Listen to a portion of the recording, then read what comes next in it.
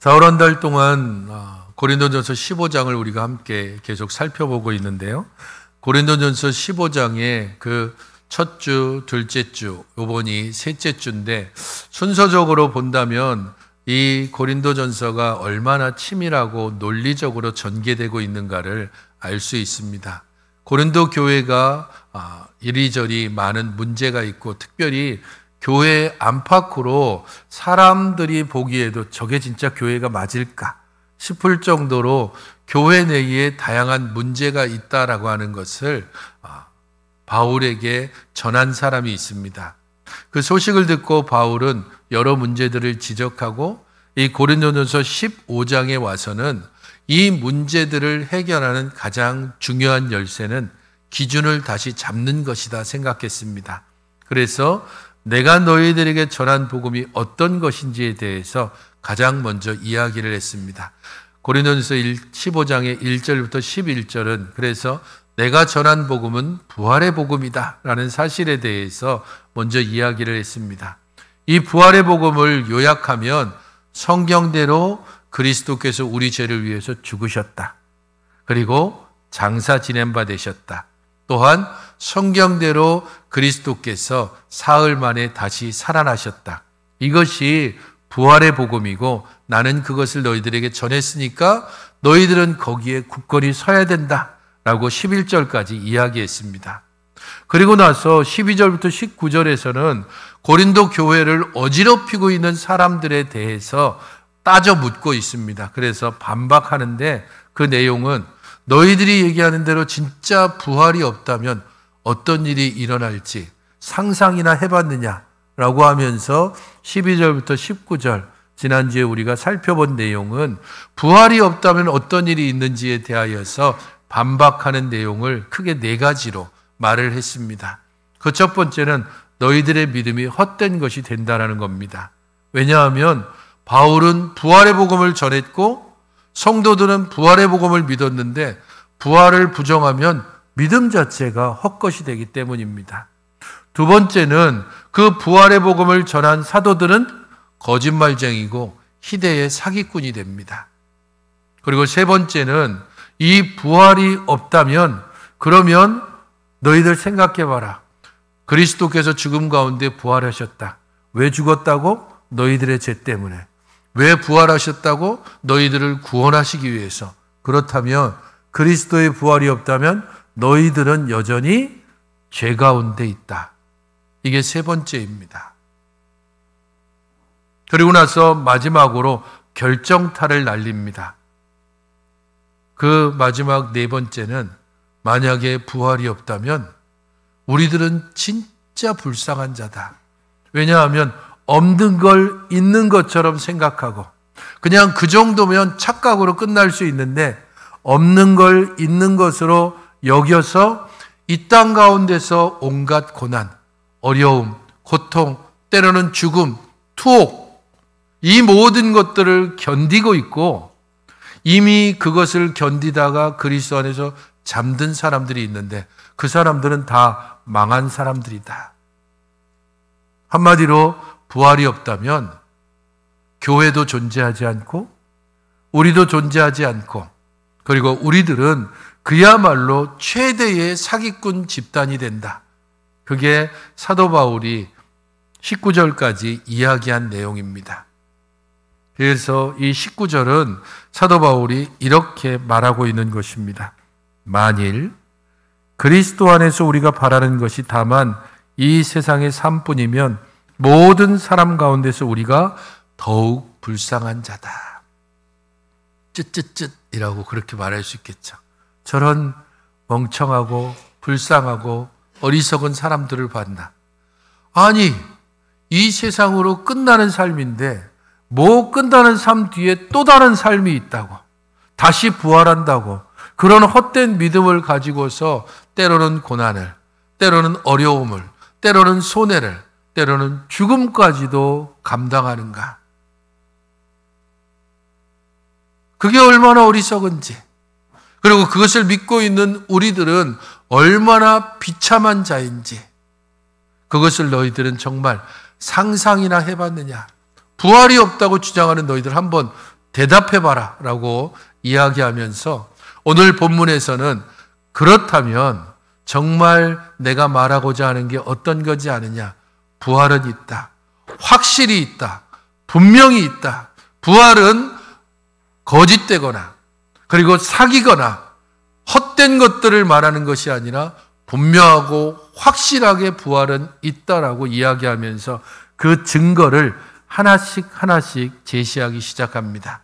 그래서 20절은 이렇게 시작하고 있는 것입니다. 20절을 같이 한번 읽어보시겠습니까? 20절 시작.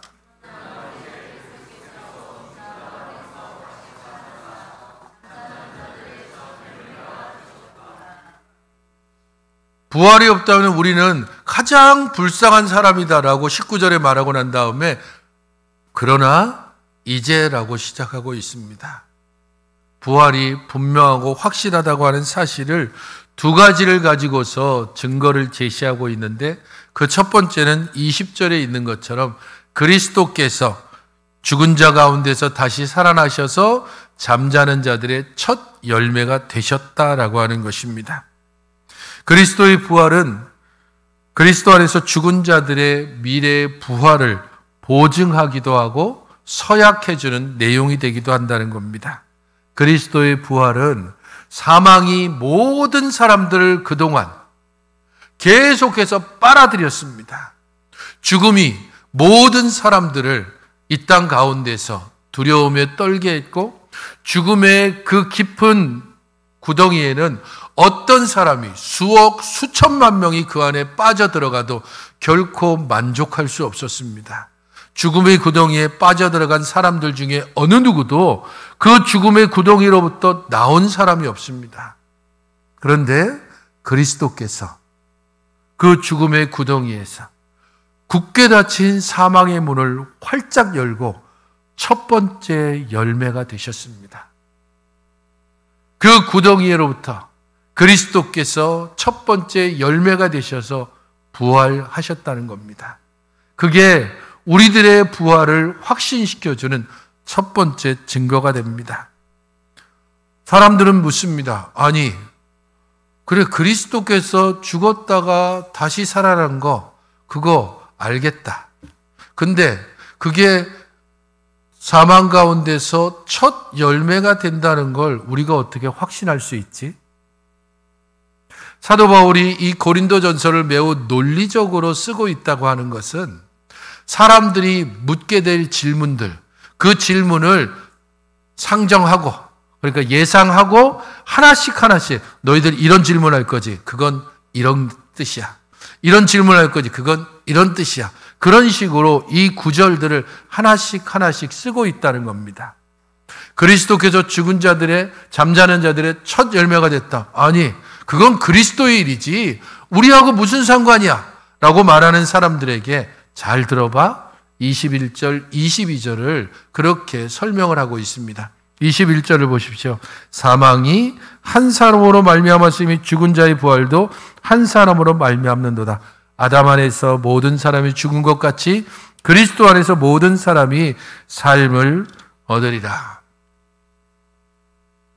그건 그리스도의 일이고 우리와 상관없지 않습니까? 라고 묻는 그들에게 아니야. 아담 때문에 모든 사람에게 죽음이 왔지? 그렇다면 또 다른 한 사람 때문에 모든 사람에게 생명이 오는 것이 맞다. 아담이 타락한 인류의 대표성을 가진다면 그리스도는 생명의 대표성을 가진다라고 하는 것입니다. 22절을 보십시오. 사망 아담 안에서 모든 사람이 죽은 것 같이 그리스도 안에서 모든 사람이 삶을 얻을 것이다. 타락한 인류가 아담 안에 있고 죄사함과 속량함을 입은 모든 인류는 그리스도 안에 이제는 속합니다.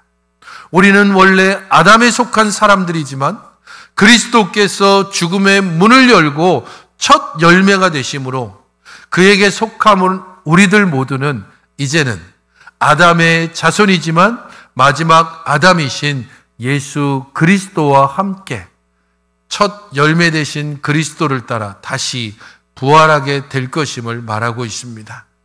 이 부분을 좀 더 자세히 설명하고 있는 것이 로마 교회에 보낸 편지인 로마서입니다. 사도 바울은 로마에 있는 교회, 자신이 설립하지도 않았고 아직 한 번도 만나보지 못한 로마 교회의 성도들에게 편지를 보내면서 내가 너희들에게 복음이 무엇인지를 바르게 가르치기를 원한다 라고 하면서 차근차근히 복음이 무엇인지에 대해서 가르쳐 왔습니다. 그러다가 5장 12절부터 21절에 바로 오늘 21절, 22절에 나오는 아담의 대표성에 대해서 이렇게 설명하고 있습니다. 로마서 5장 12절입니다. 같이 한번 읽어보시겠습니까? 5장 12절. 시작.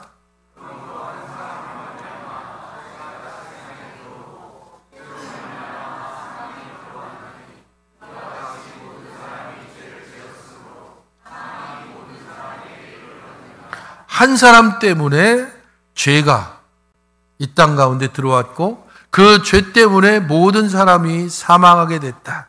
그것이 5장 12절에서 말하고 있습니다.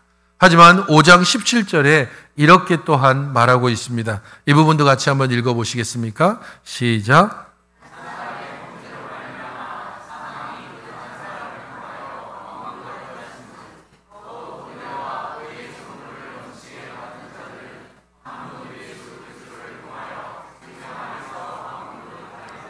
한 사람의 범죄 때문에 사망이 모든 사람에게 왕노릇했다. 하지만 한 사람의 그 넘치는 은혜와 넘치는 사랑과 넘치는 선물로 말미암아서 이제는 생명이 모든 사람에게 왕노릇하게 되었다라고 선언하고 있습니다. 한 사람 아담에게 속했던 사람들, 그들 모두는 사망의 구덩이에 빠져서 어느 누구도 그 사망의 문을 열고 나오지 못했습니다. 하지만 한 사람 예수 그리스도께서 하나님의 온전히 순종함으로 말미암아서 사망 가운데서 다시 살아나셨습니다. 이 부분은 우리가 다음 주에 함께 살펴보게 될 진짜 부활이라는 게 어떤 형태로 됩니까? 라고 하는 부분에 대해서 이야기하고 있는 39절부터 58절 말씀 중에 함께 살펴보겠지만 그 중에 아담과 관련된 부분이 45절에 있습니다. 45절을 같이 한번 읽어보시겠습니까? 15장 45절입니다. 시작.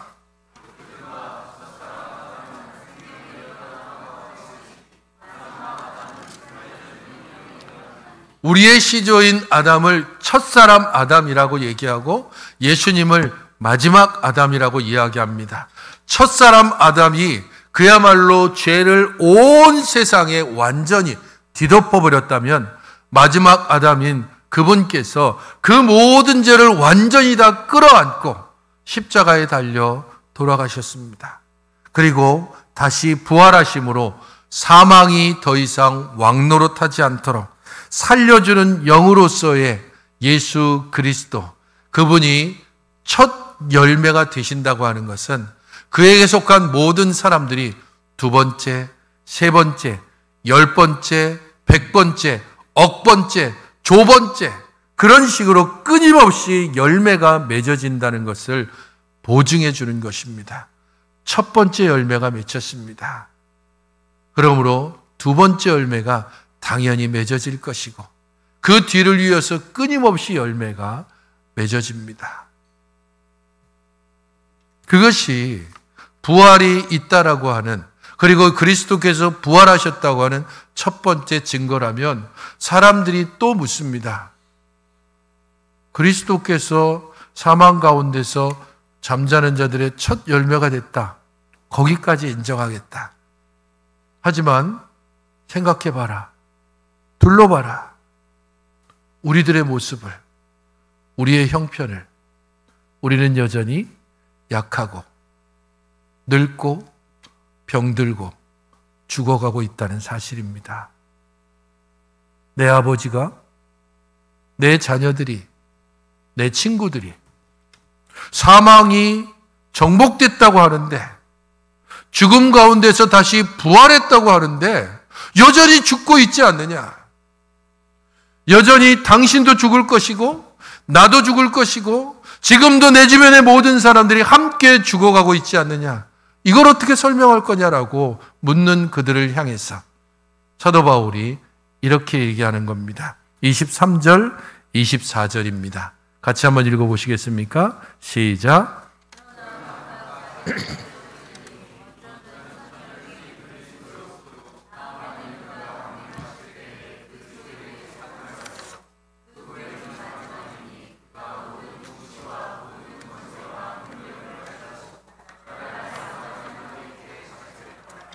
한마디로 얘기하면 찬물도 위아래가 있고 순서가 있어 라고 얘기하는 것과 같습니다. 순서가 있다. 부활에도 순서가 있다라고 이야기합니다. 첫 번째가 뭐라고요? 첫 열매인 그리스도고, 다음에는 그가 강림하실 때 그리스도에게 속한 자고, 그 후에는 어떻다고요? 마지막입니다. 왜 사람들이 여전히 죽습니까? 라고 묻는 그들을 향해서 차례대로 될 것이다.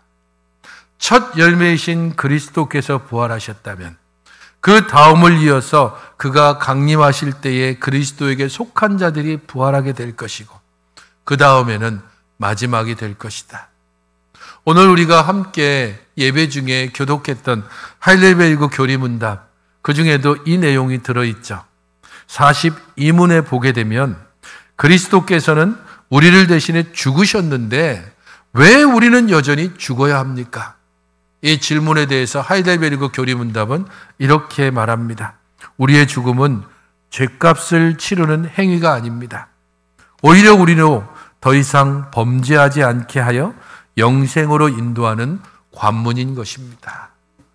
우리의 죽음은 죄값을 치르는 그런 감옥에 들어가는 혹은 대속하는 것이 아니고 이 땅에서의 모든 수고를 끝내고 영생으로 들어가는 관문이 되어진다라고 하이델베르그 교리문답에서도 명확하게 가르쳐주고 있습니다.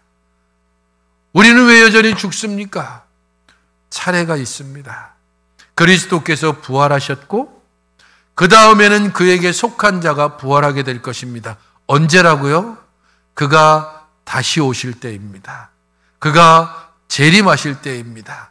그때까지 우리는 여전히 약한 채로 있을 것이고 두려운 채로 있을 것이고 흔들린 채로 살아갈 것이고 죽을 것이고 늙을 것이고 병들 것입니다. 때로는 넘어질 것이고 때로는 그야말로 고통 중에 울부짖으며 살 수밖에 없습니다. 그러나 분명한 순서가 있습니다. 주께서 부활하셨다면 그에 속한 모든 자들이 주가 다시 오실 그날에 함께 부활하게 될 것입니다. 그리고 그 다음은 마지막입니다. 살아있는 모든 자들이 어린 양의 혼인잔치에 함께 들어가게 될 것이고 그 이후에는 세상의 종말입니다. 그 이후에는 더 이상 기회가 없습니다. 그 이후에는 더 이상 선택도 없습니다. 그 이후에는 그 어떤 변명도 이유도 아무런 효력을 발행하지 않습니다. 성도 여러분, 그리스도께서 부활하실 때에 어떤 일이 일어나는가? 그가 첫 열매가 되신 바로 이후에 순서대로 성도들이 함께 부활하고 우리도 함께 그 나라에 들어가게 되는 그날이 되면 24절 마지막에 뭐라고 얘기하고 있습니까? 그가 모든 권세와 능력을 멸하시고 나라를 아버지 하나님께 바칠 때다라고 말씀하고 있습니다. 이 땅을 호령하던 모든 권세가 있습니다. 눈에 보이는, 보이지 않는 권세가 있습니다. 때로는 내 바로 위에 있는 상사가 엄청난 권세로 다가올 때가 있습니다. 때로는 거래를 해야 되는 거래처가 엄청난 권세자로 내 위를 짓누를 수 있습니다. 그런 모든 권세들, 보이지 않는 권세도 있습니다. 밤길을 걸을 때 우리의 등골을 오싹하게 하는 그러한 영의 권세도 있을 것이고, 때로는 우리들의 마음을 갑작스럽게 무너지게 하는 그런 수많은 여러 일들이 우리로 하여금 권세를 가지고 우리의 마음을 쥐고 흔들고 때로는 우리들의 영혼을 짓누를 수도 있을 것입니다. 그러나 그 마지막 때가 되면 그 모든 권세는 굴복됩니다. 그리고 그가 다스리는 나라가 될 것입니다. 공평과 정의가, 모든 거짓이 사라지고 참 진리만이 우뚝 서는 참된 정의로 모든 것을 판결하고 다스리시는 하나님의 나라가 이루어질 것입니다. 사람들은 이야기합니다. 그런 세상은 없다고.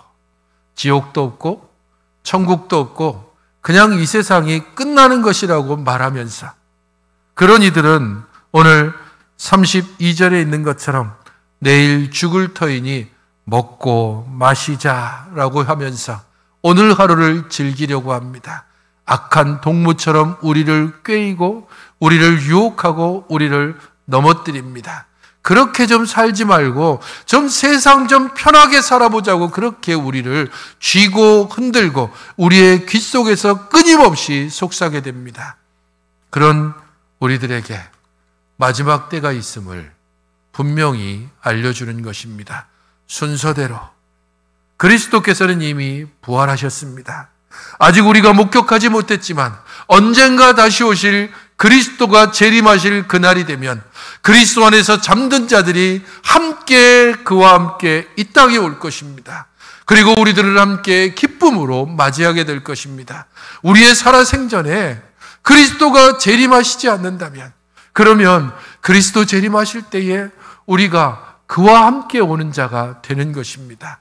우리의 후손들이, 우리의 자녀들이 그때 함께 부활하는 순서가 되어져서 우리와 함께 영원한 주의 나라를 맛보게 될 것입니다. 그 소망이 있기 때문에 사망으로 인하여 우리가 흔들리지 않습니다. 그 소망 때문에 작은 이익에 연연하지 않는 것입니다. 그 소망 때문에 아주 조그만 일들에 상처받고 그것 때문에 앙심을 품고 그것 때문에 미워하고 그것 때문에 갈등하고 그것 때문에 서로를 찌르고 그것 때문에 이 귀한 세월을 허송세월하는 그런 어리석은 일들을 접게 되는 것입니다.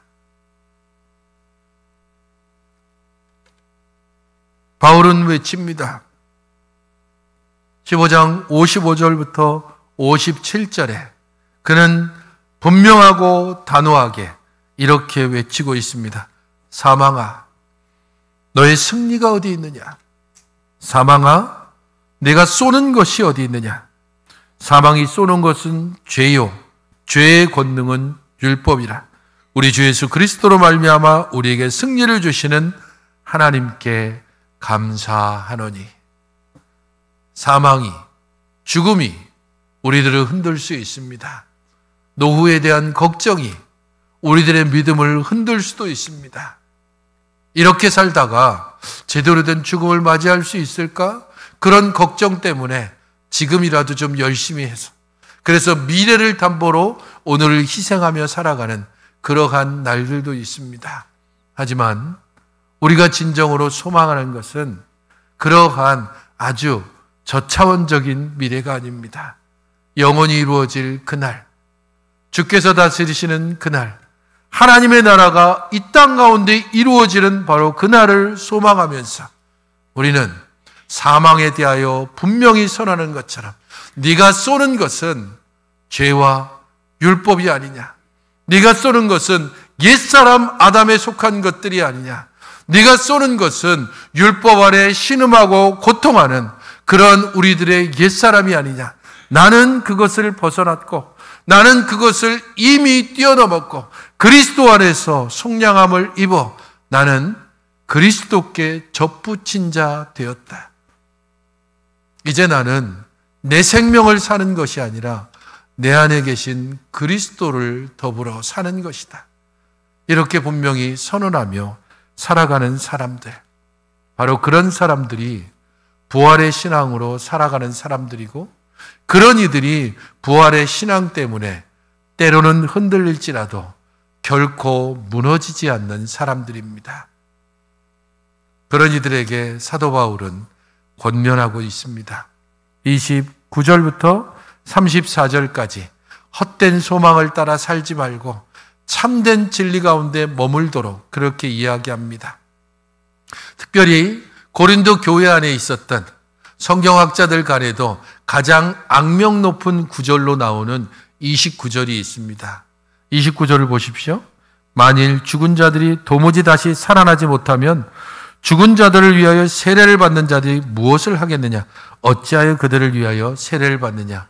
이 구절을 어떻게 해석해야 될지는 아직까지도 일치되지 않았습니다. 이런저런 수많은 해석들이 있는데 분명한 것은 이것입니다. 고린도 교회 안에 죽은 자들을 위해서 세례를 받는 사람들이 있다는 겁니다.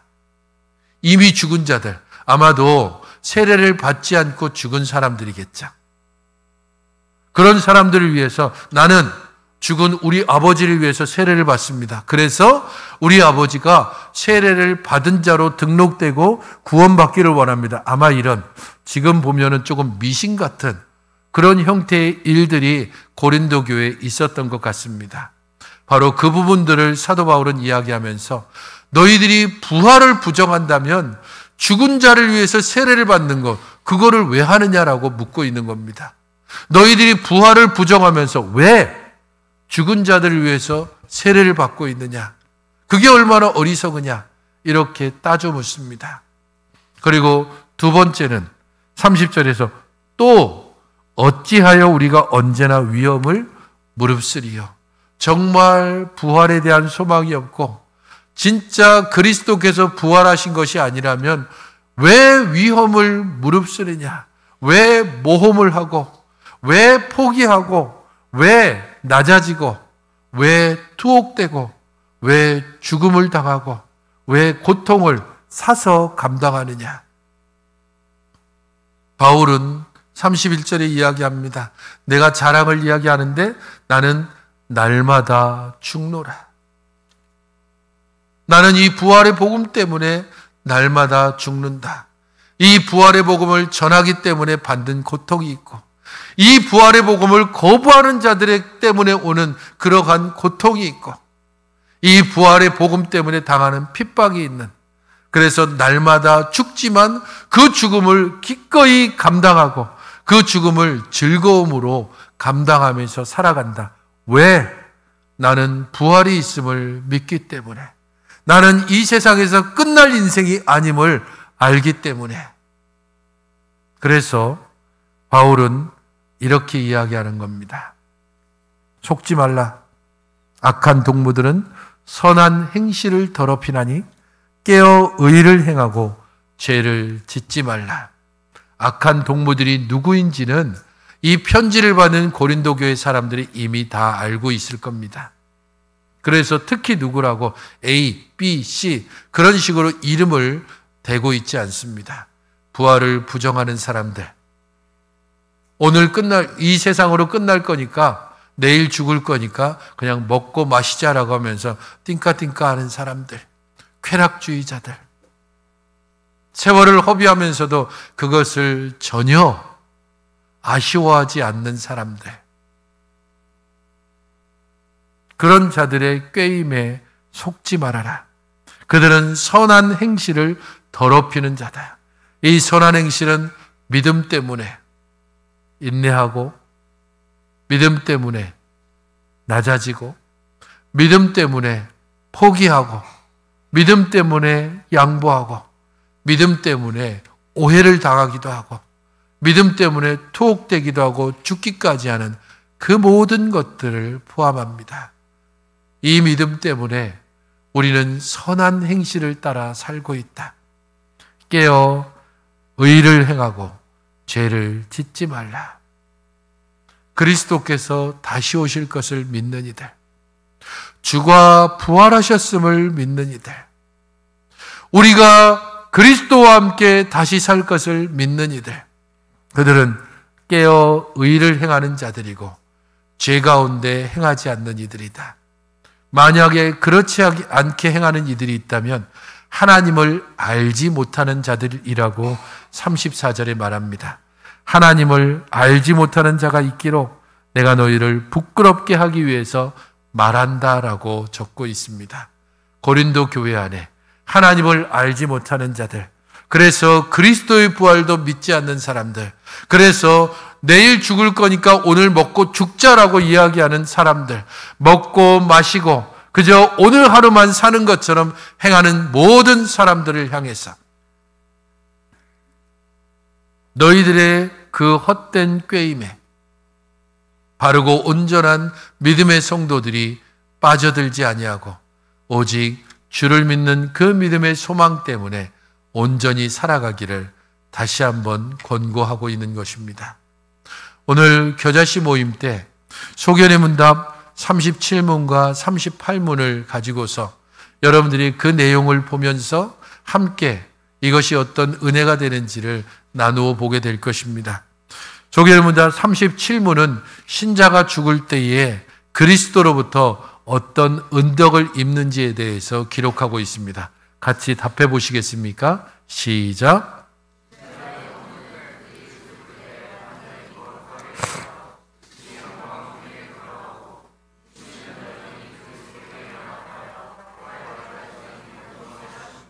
우리의 죽음은 이 죽음으로 끝나는 것이 아니라 즉시 영광 중에 들어가고 그리스도께 연합해서 부활 때까지 무덤에서 쉬게 될 것입니다. 만약에 우리가 이 죽음의 문을 통과하지 않을 때에 그리스도께서 오신다면 우리는 무덤에 묻히지 않고 그 즉시 모든 성도들과 함께 어린 양의 혼인잔치에 들어가게 될 것입니다. 하지만 우리가 그리스도 안에서 잠잔다면, 곧 신자가 부활하게 된다면 그리스도로부터 어떤 은덕을 얻게 됩니까? 겨자씨 나눔지 내용을 보시게 되면 부활 때의 신자는 영광 중에 들어올리우며 심판날에 공개적으로 인정받고 무죄 선고를 받으며 영원토록 하나님을 온전히 즐거워함으로 완전한 복을 누리게 됩니다. 완전하신 예수 그리스도로 말미암아 우리는 온전한 복을 부활 때에 누리게 될 것입니다. 바로 그 소망으로, 이 믿음으로 참 고백을 따라서 그리스도께서 부활하셨음을, 우리도 그리스도와 함께 부활을 기다리는 자임을, 우리의 일상의 삶 가운데서 부활하신 예수 그리스도 때문에 우리의 말도, 우리의 삶도, 우리의 목표도 새롭게 되어지는 참된 부활신앙으로 살아가시는 여러분들이 되시기를 주님의 이름으로 축원드립니다. 기도하겠습니다. 주 하나님 아버지, 저희들을 주의 은혜와 말씀 가운데 온전히 붙잡아 주셔서 저희들이 헛된 소망을 따라 살아가지 아니하고 오직 그리스도께서 우리에게 명하고 말씀하신 모든 것을 온전히 순종하며 걸어가게 하여 주시옵소서. 헛되고 헛된 것들을 쫓아가고 바르지 못한 것들을 쫓아가는 그런 어리석은 자가 되지 아니하고 부활하신 그리스도, 우리와 더불어 함께 하시고 우리를 이끄시고 인도하시는 예수 그리스도만을 끝까지 바라보며 살아가는 참 부활의 신앙으로 행하게 하여 주시옵소서. 예수 그리스도의 이름으로 기도하옵나이다. 아멘.